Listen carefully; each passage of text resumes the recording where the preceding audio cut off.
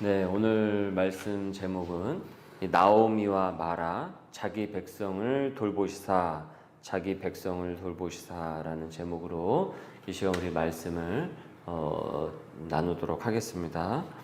나오미와 그녀의 남편이 이제 유다를 떠나서 이 죄의 적의 이 땅으로 간 것입니다.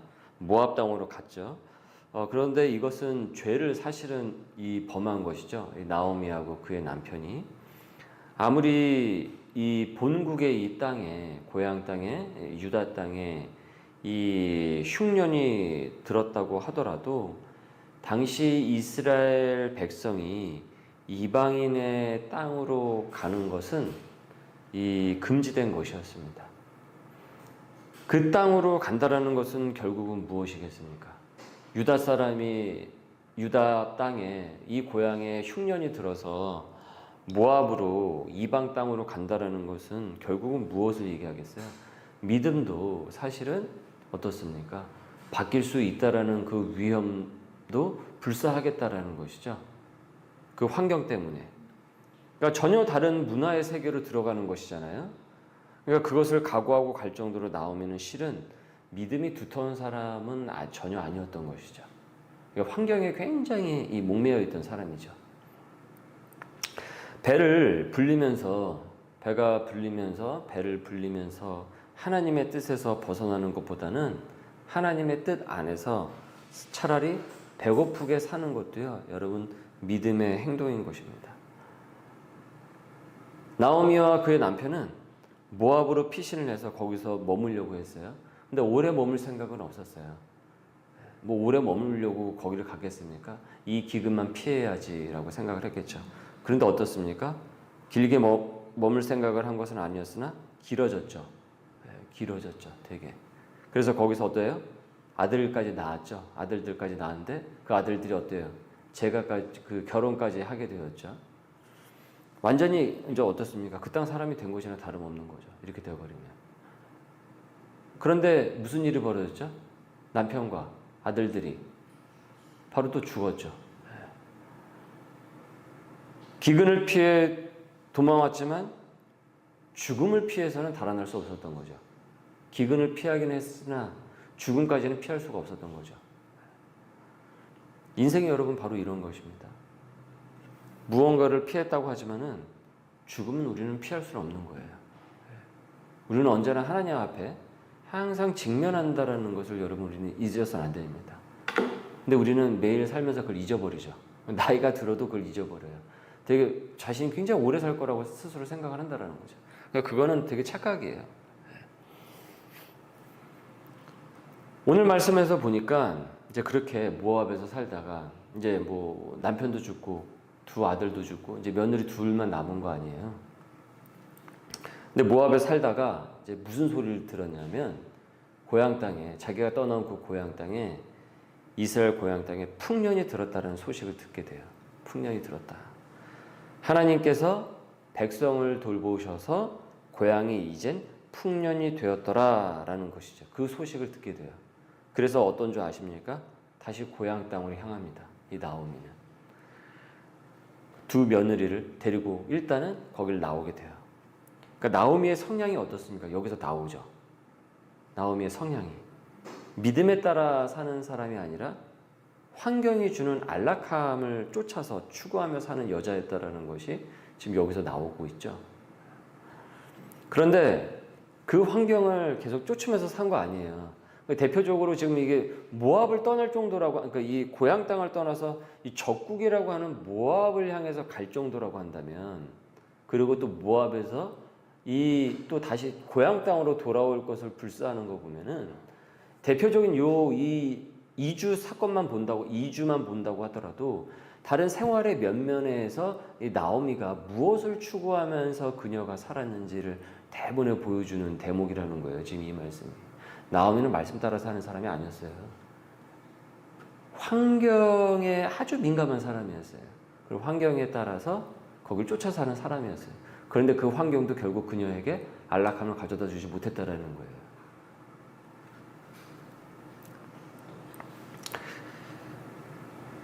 그래서 환경의 안락함도 환경을 쫓아갔는데도 그 환경이 주는 안락함도 제대로 누리지 못하는 아이러니를 그녀가 보여주고 있다는 거죠. 그래서 믿음도 못 잡고요. 환경도 못 잡아요. 믿음도 못 잡고 그래서 환경도 못 잡게 됩니다. 본서에서 이스라엘 고향 땅의 풍년을 뭐라고 표현하냐면 하나님께서 자기 백성을 돌보시사라고 표현하고 있습니다. 하나님께서 자기의 백성을 돌보시사라고 표현을 하는데 우리는 여러분 이 말씀을 항상 기억해야 됩니다. 하나님께서 자기 백성을 돌보시사. 여러분 하나님은 자기 백성을 돌보십니다. 부모는 자기 자녀를 돌보죠. 하나님은 자기 백성을 반드시 돌보십니다. 이걸 흔들리면 안 되는 거예요. 이게 자꾸 흔들리니까 환경을 쫓아서 자꾸 살아가는 거예요. 근데 이게 흔들리질 않으면 그것을 뛰어넘는다고요. 근데 환경을 쫓아서 산다고 하더라도 여러분 환경을 잡지 못해요. 왜 그렇습니까? 그 환경을 지배하는 건 결국 누굽니까? 통치하시는 건 누굽니까? 하나님이에요, 하나님. 그걸 나오미가 몰랐던 거예요. 그래서 이 고생을 하는 거예요. 여기서 모압까지 가다가 또 모압에서 있다가 뭐 남편 죽고 두 아들까지 다 죽고 그러니까 어떻게 사나 그러다가 뭐 듣기로 들으니까 또 이스라엘 고향 땅에 풍년이 들었다. 그럼 거기로 또 다시 가자. 이러고 있다라는 거죠. 여러분 이거를 이 말씀 오늘 이 말씀은 굉장히 우리에게 아주 반성할 지점을 많이 주고 있는 말씀이에요. 여러분 지금까지 내가 살아온 삶의 발자취를 여러분 오늘 말씀을 통해서 되짚어 보십시오. 내가 정말 하나님을 쫓아서 말씀을 따라서 사는 사람인지 환경이 주는 그 안락함을 계속 쫓아다니면서 사는 사람이었는지 이거 매우 중요합니다. 신앙도 마찬가지예요. 우리가 교회를 다닐 때도 교회를 선택을 할 때도 이건 매우 중요한 것입니다. 어떤 그 인프라가 갖춰져 있는 교회에 주는 그 환경을 쫓아서 그 교회를 다니는 것하고 진짜 온전히 하나님을 바라보고 하나님의 뜻을 추구하기 위해서 그 교회를 선택을 하는 거고 완전 다른 거예요. 저는 우리 교회가 우리 환경이 인프라가 워낙 열악하니까 그거 보고 오신 분은 전혀 없겠죠. 우리 교회에는. 그런데 어쨌든 우리 교회가 앞으로 어떻게 하나님께서 우리 교회를 또 세워가실지 모르겠지만 그러다 보면 이제 시설물들도 하나씩 두 개씩 환경 시설물들도 하나씩 두 개씩 지금보다는 더 나아진 환경으로 가기는 하겠죠. 그런데 우리 교회를 설명하는 소명의 교회의 본질을 설명하는 것은 결코 환경이 아니에요. 우리 소명의 교회가 추구하는 예수 그리스도론, 기독론이 무엇이냐 이것이 우리 교회의 정체성인 것입니다. 이것을 보고 사람들이 와야 되는 거예요. 그 사람을 끌어당기는 그 힘은 바로 그 교회의 기독론이어야 된다는 거죠. 기독론. 환경이 아니라. 왜냐하면 환경은요, 시간이 좀 지나지 않습니까? 그럼 그거는 무덤덤해집니다. 처음에야 환경이 주는 안락함이 있죠. 근데 그 환경은 계속 익숙해지면요, 무덤덤해지고 결국은 본질이 무엇이냐를 쫓을 수밖에 없고 본질만 남게 돼요.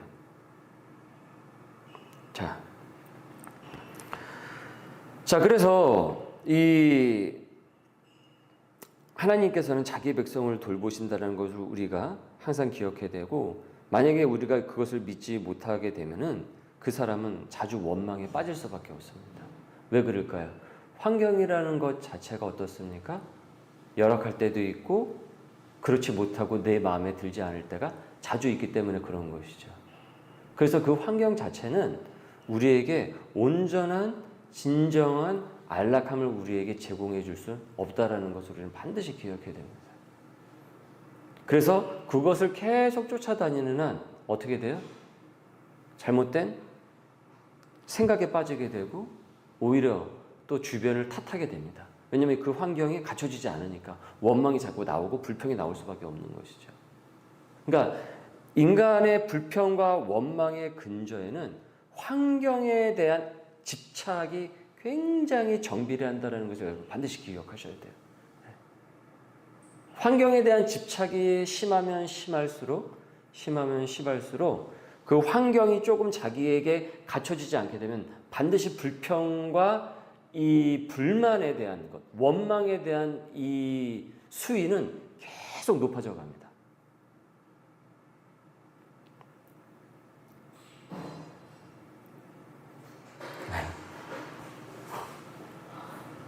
저 나름대로 설거지 한다라고 하는 것 같은데. 네, 괜찮습니다. 자, 그래서 우리가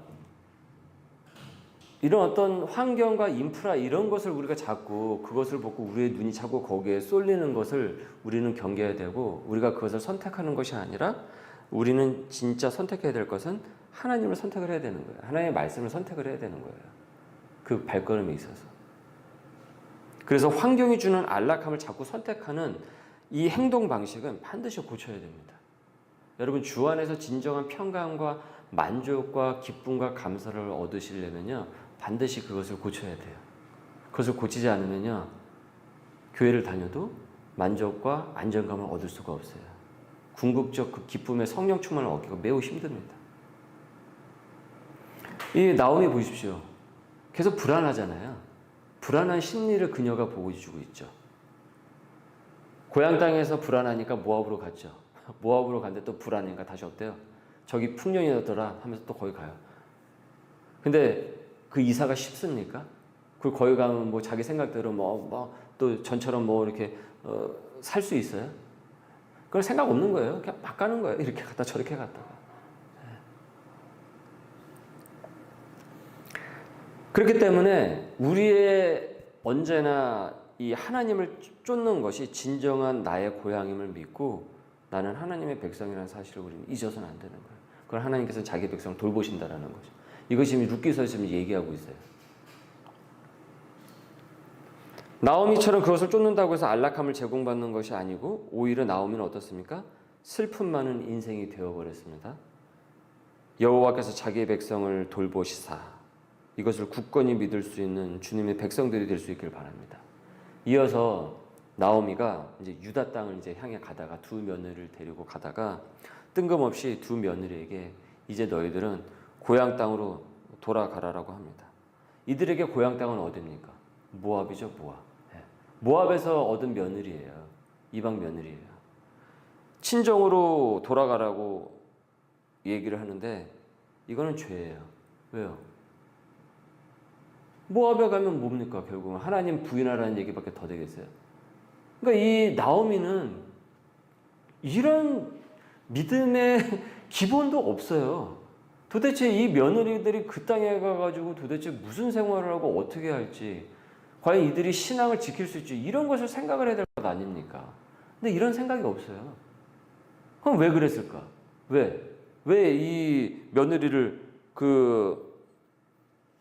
되돌아보냈던 것입니까? 이 환경을 자꾸 택하는 그런 이 기질의 사람이다 보니까 뻔하지 않습니까? 진짜 며느리들을 위해서 그랬겠어요? 자기를 위해서 그랬겠어요? 나오미가 며느리들을 위해서, 며느리들의 앞길을 위해서 정말 너희들 고향 땅으로 돌아가, 거기서 그 엄마 아빠 있으니까 거기 가서 만나, 식구들도 있잖아. 정말 며느리들을 생각해서 그랬을 거예요? 자기를 생각한 걸까요? 자기를 생각한 거예요. 왜요? 자기 치부가 드러나거든요. 여러분 생각해보세요. 모압에서 유대인이 흉년의 기근 중에 거기 가가지고 며느리를 맞이했는데, 히브리인이 며느리를 맞이했는데 모압의 며느리를 둘을 데리고 고향 땅으로 가면 그걸 보고 사람들이 뭐라고 얘기하겠습니까? 수근수근 된 것뿐만 아니라 많은 비난과 힐난을 받겠죠. 그죠? 그럼 나오미가 그 고향 땅에서 정착하는데 더하기가 되겠습니까? 빼기가 되겠습니까? 당연히. 며느리들은. 빼기가 될 수밖에 없죠. 그러니까 자기를 위해서 그렇게 한 거예요. 자기 치부가 드러날까 봐. 유대인이 이방인 며느리를 맞이했는데 누가 환영을 하겠어요? 아유, 고생 많았지. 얼마나 살기가 힘들었어. 이게 얼마만이야. 고향 땅 사람들 그렇게 맞이해 주겠냐라는 거예요. 하나님을 거역한 자기 가정의 불순종이라는 치부가 걸리니까 아들들도 다 죽었겠다 싶으니까 이제 돌아가라고 한 것이죠. 그러니까 나오미의 신앙이 얼마나 참 얕고, 너무 자기 위주로 생각하는지 우리가 보게 되죠. 며느리들을 그곳에 보내면은 이방신을 섬길 것이고 그 문화에 젖어들 게 뻔한데 그 정착이나 제대로 할 수 있을지도 모르고 너무 무책임한 거죠. 지금. 그리고서 나오미는 이 같은 처지를 비통해합니다. 그래서 이제 하나는 가요. 근데 하나는 안 가죠. 안 간 며느리가 누굽니까? 룻입니다. 룻. 울면서 안 간다고 그래요. 내가 어떻게 거기를 가겠냐고. 안 간다고 합니다. 그래서 여러분 룻이 예수 그리스도의 족보에 들어가는 믿음의 계보를 이어가는 여인이 되는 겁니다. 이 모함 여자가. 놀라운 이 역사가 여기에 펼쳐지고 있는 것이죠. 인간의 실수와 인간의 허물과 잘못으로 인해서 이와 같은 일이 일어났음에도 불구하고 하나님께서는 어떻습니까?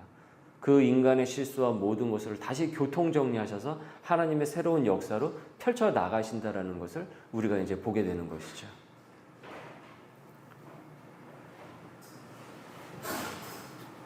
그리고 이제 나오미는 자신의 그 처지를 이제 매우 비통해합니다.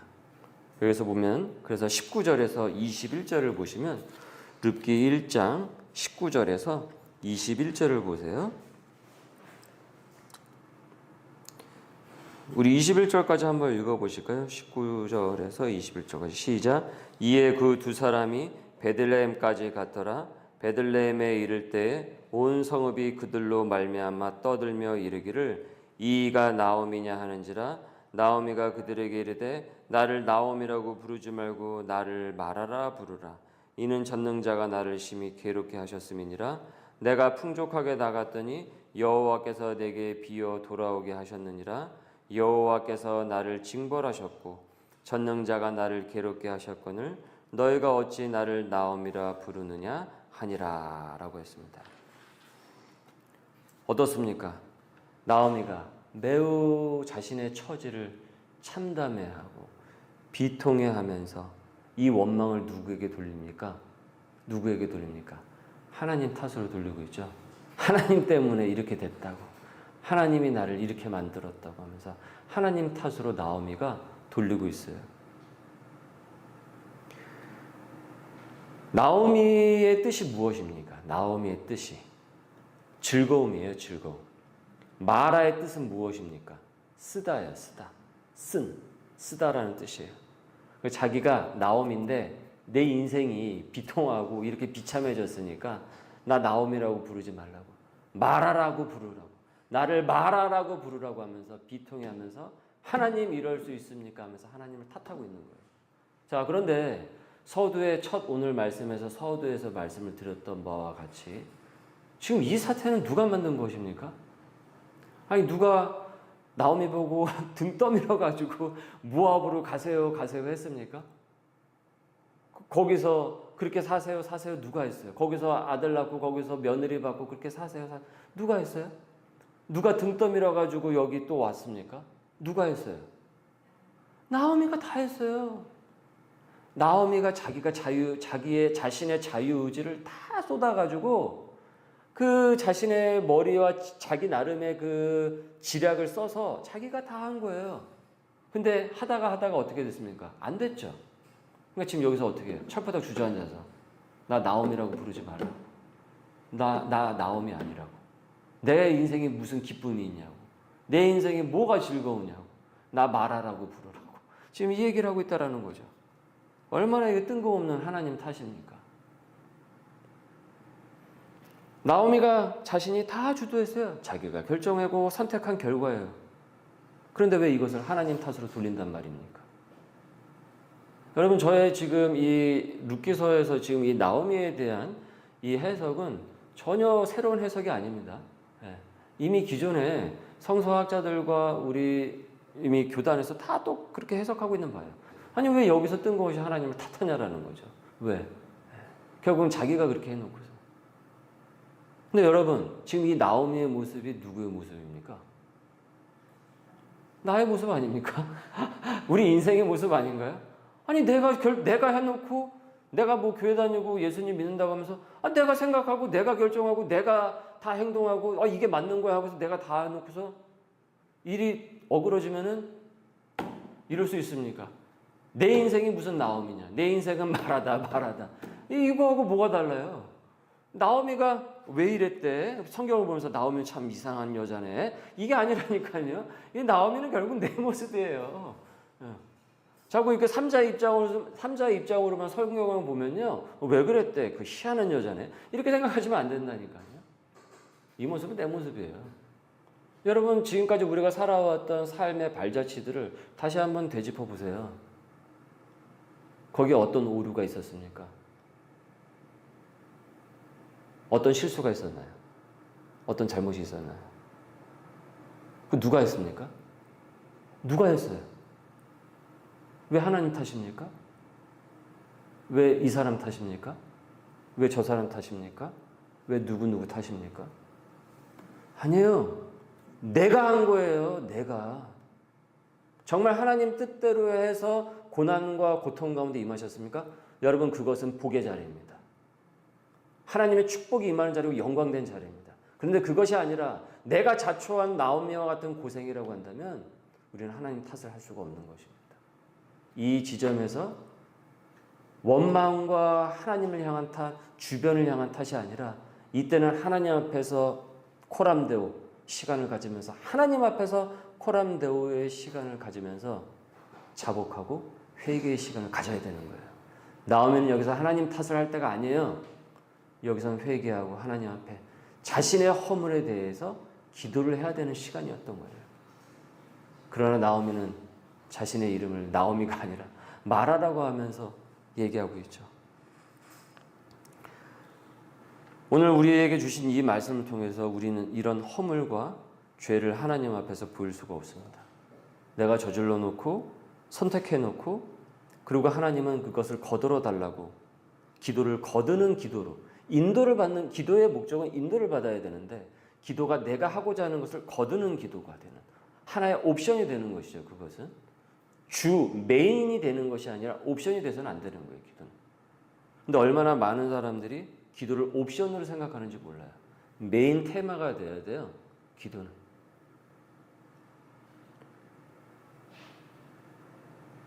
막상 그 일이 자기 마음에 들지 않는다고 하나님을 원망하는 것은 거듭되는 불순종의 허물이 된다는 것이에요.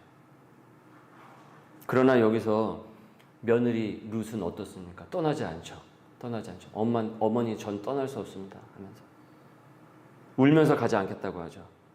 그녀는 모압 여인이었지만 이스라엘의 하나님 여호와 하나님을 알고 있는 여인이었어요. 사실은 초신자예요. 이 룻은 사실은 초신자와 같은 사람입니다. 그러나 하나님 말씀에 대한 아주 애틋하고 진심의 마음을 가진 여인이에요. 아주 그 마음이 순전도가 높아요. 이 룻이라는 여인이. 나오미가 마라로 나를 부르라며 나는 나오미가 아니라 마라로 나를 부르라며 이렇게 괴로워하지만 룻기서를 이제 우리가 이 금요 시간에 계속 우리가 함께 같이 상고하게 될 터인데 이후에 룻을 통해서 나오미는 다시 나오미가 됩니다. 마라가 아니라 자신은 마라와 같은 인생이라고 하지만 나오미는 다시 나오미와 같은 인생이 된다라는 것이에요. 왜 그렇습니까? 왜 그 기쁨의 사람을 다시 회복하게 됩니까? 오늘 말씀에 나와 있죠. 하나님께서 자기 백성을 돌보셨기 때문입니다. 하나님께서 자기 백성을 돌보셨기 때문입니다. 여러분 퀴즈입니다. 나오미는 하나님의 백성입니까? 하나님의 백성이 아닙니까? 나오미는 하나님의 백성인가요? 하나님의 백성이 아닌가요? 헷갈리세요? 헷갈리면 다시 처음부터 시작해야 되는데 나오미는 하나님의 백성이죠. 비록 그녀가 하나님의 뜻을 모르고 자기 뜻대로 행했지만 그녀는 하나님의 백성이었던 거예요. 그래서 여러분 하나님께서 자기 백성을 돌보신 겁니다. 그래서 나오미를 돌보신 거예요. 하나님께서는요 저와 여러분을 나오미로 살도록 돌보십니다. 우리의 인생은 마라가 아닙니다. 마라가 아닙니다. 나오미의 백성입니다. 나오미입니다. 우리의 이름은 소명인의 이름은 마라가 아닙니다. 나오미입니다. 이 사실을 믿고 여러분 굳건해질 수 있어야 되겠습니다. 이 믿음을 갖고 사는 자가 진정 나오미의 이름을 갖고 기쁨의 백성으로서 구원의 백성으로서 이 땅 가운데서 자신의 소명과 사명을 다하는 삶을 살아나갈 수가 있습니다. 오늘 우리 금요 코람데오에 오늘의 이 말씀을 놓고 우리 주신 말씀을 상고하면서 우리 함께 같이 말씀에 입되어 기도하도록 하겠습니다.